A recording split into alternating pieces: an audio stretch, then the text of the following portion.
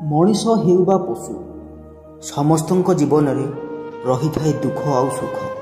कहा जीवन में सुख कम होता है तो दुख अधिक होता है, आउ कहा जीवन में सुख अधिक होता है तो दुख कम होता है। सुख तो किछि समय पाई आसी थाए, किंतु दुख जेतेबेले आसे तार बंधु बांधव समस्त को नहीं आसे।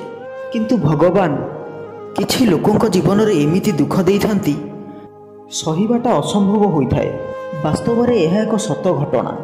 ता पूर्व चैनल को सब्सक्राइब करंतु आ गोटे लाइक करंतु।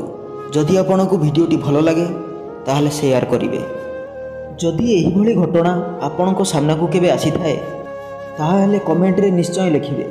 गोटे गाँव रे गोटे छोट चाल छपर घरे रहुथांती गोटे छोट परिवार। आउ से छोट परिवार रे रहुथिला 16-17 वर्षर झील टिकी, आउ तार बापा माँ और तार छोटिया भाईटीए। बापा थिले दिन मजूरिया, आउ माँ बेले बेले अन्य लोकंकर बिलरे काम करने को जाती। टिकीर केबे भी लोड़ा नथिला भल भल खाइबा। बापा माँ भाई साथी बसी खाउथिबा से पखाल रे से बहुत खुशी थिला। केबे भी दरकार नथिला तार कोठा घर, से चाल घर थिला तार श्रीमंदिर। बापा माँ थिले ता पाई देवता आउ देवी।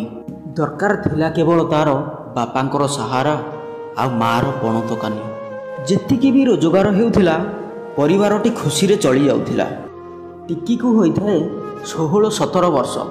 टिकी स्कूल जाए पाठ पढ़े। टिकीर सान भाई को प्राय 12-13 वर्ष होइथाए। ता सान भाईर मुंड बेले बेले काम करेनी, जहा को कहती अधा पागल। टिकी प्रतिदिन स्कूल जाए आ भल पाठ भी मध्य पढ़े। पाठ पढ़िबा सहित भल नाच गीत भी मध्य करे। एमिति 2-3 वर्ष बीतीगला। बोध हुए भगवान यही परिवारर सुख सही पारिलेनी। धीरे धीरे टिकीर बापांकर देह खराब हेबाकु लागिला। से आउ कौनसी काम करि पारिले नाही। रोग शज्यारे पड़ी रहिले। घरे बहुत अभाव देखागला। आउ माँ बेले बेले जो काम को जाती से पैसा रे बेले खाइले बेले उपास। टिकी आउ पाठ पढ़ी पारिला नाही। टिकी भाबिला माँ को सहित बिलरे काम कले किछि पैसा आनिले बापांकर औषध होइजिवो। टिकी माँ को सहित बिलरे काम मध्य कला।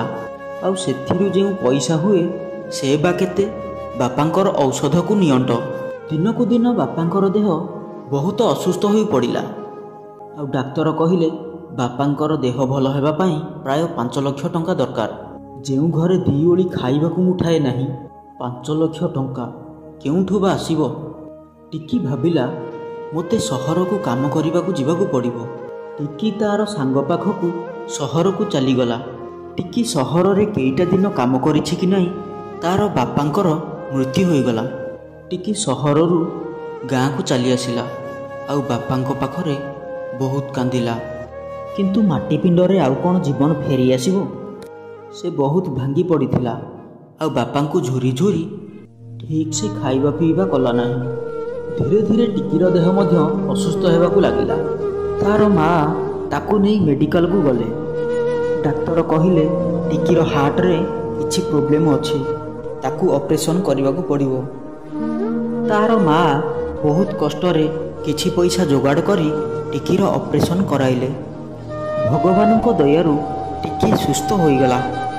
एमिति किछि दिन गला पर टिकी कहिला, माँ मु आउ केते दिन बसिबी।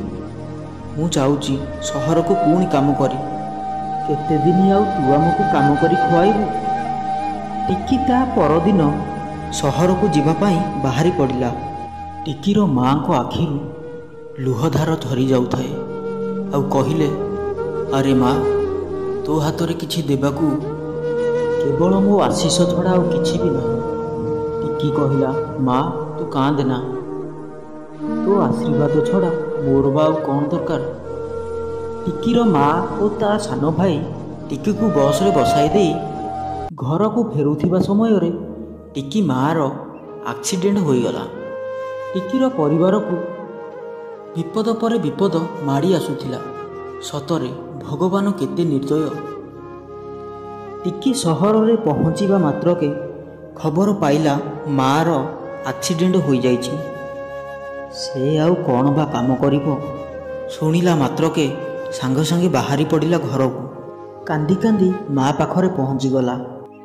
ଆଉ କାନ୍ଦି କାନ୍ଦି ମା ଆଗରେ କହିଲା, ମା, ଭଗବାନ ଏତେ ଦୁଃଖ ଆମକୁ କାହିଁକି ଦେଉଛନ୍ତି?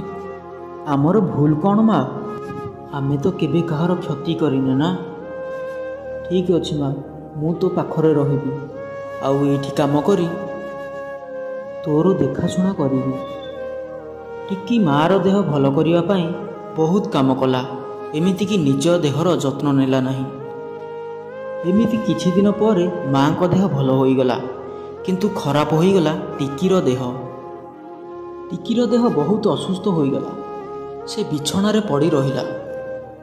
ଏମିତି ପ୍ରାୟ 8-10 ଦିନ ପରେ ଟିକିର ମୋବାଇଲକୁ ଏକ କଲ୍ ଆସିଲା। ଆଉ କଲ୍ ଉଠାଇଲେ ଟିକିର ମା। ହ୍ୟାଲୋ ମାଉସୀ, ପ୍ରଣାମ। ଟିକିର ମା କହିଲେ, କିଏ ବାପା ତୁମେ? ମାଉସୀ, ମୁଁ ଟିକିର ସାଙ୍ଗ, ଟିକିକୁ ଟିକେ ଫୋନ୍ ଦେବେ? ଟିକିର ମା କୋହ ଆଉ ସମ୍ଭାଳି ପାରିଲେ ନାହିଁ। ଭୋ ଭୋ ହୋଇ କାନ୍ଦିଲେ। ଆଉ କହିଲେ, ଟିକି ଆଉ ଏ ଦୁନିଆରେ ନାହିଁ। ସାଙ୍ଗମାନେ, ଏ ଘଟଣାଟି ହେଉଛି ସମ୍ପୂର୍ଣ୍ଣ ସତ। କିଛି ଲୋକ କୁହନ୍ତି ଟିକିକୁ ଗୁଣି କରି ମାରି ଦିଆଗଲା। ଟିକିର ଆତ୍ମା ଏବେ ବି ସନ୍ଧ୍ୟା ହେଲେ ଘର ବାରଣ୍ଡାରେ ବସି କାନ୍ଦୁଥାଏ। ଏବେ ସେହି ପରିବାରରେ ରହିଲେ ଟିକିର ମା ଆଉ ଟିକିର ସାନ ଭାଇ। ସେ ପୁଣି ଅଧା ପାଗଳ।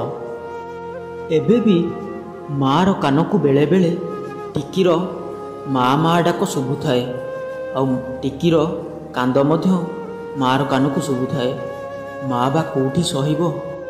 ଟିକିର କଥାକୁ ମନେ ପକାଇ ମା ଏବେ ବି ସବୁଦିନ କାନ୍ଦୁଛି।